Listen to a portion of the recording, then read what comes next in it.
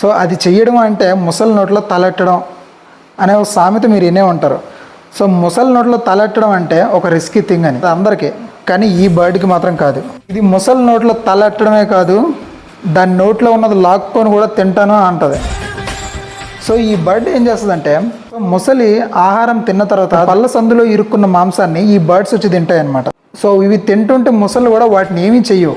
ఇంకా సమ్మగా అవి టూత్ పిక్కుల్లో వాటి పళ్ళల్లోంచి తీసేస్తుండడం అవి ముసళ్ళు కూడా ఎంజాయ్ చేస్తాయేమో, నోరు ఆవలించి మరీ తెచ్చి పెడతాయి వీటి కోసం.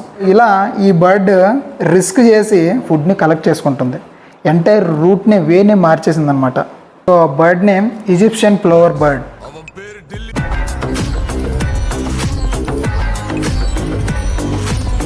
మన ఎర్త్ కంటే సన్ ఎన్నో ఏళ్ళ ముందు ఫామ్ అయింది.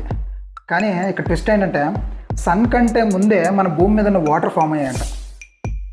కన్ఫ్యూజ్ అయ్యేదేం లేదు, క్లారిటీగా చెప్తాను వినండి. మీకు ఇది తెలుసు, కొన్ని ట్రిలియన్స్ ఆఫ్ ఆస్ట్రాయిడ్స్ మన భూమిని ఢీకొట్టడం జరిగింది. ప్రతి asteroid carried water bubbles. So వచ్చే ప్రతి ఆస్ట్రాయిడ్లో వాటర్ బబుల్స్ ఉండడం, అవి మన భూమిని ఢీకొట్టడం. సో అలా ఇప్పుడు మనం చూస్తున్న సముద్రాలన్నీ కూడా అలా ఫామ్ అయినవి. ప్రతి నీటి బిందువు came from the asteroid.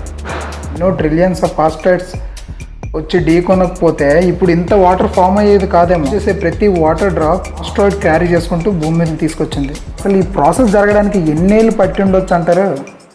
So అందుకే సేవ్ వాటర్. వాటర్ ఏం ఊరికనే వచ్చేయలేదు, చాలా పెద్ద ప్రాసెస్ జరిగింది అక్కడ.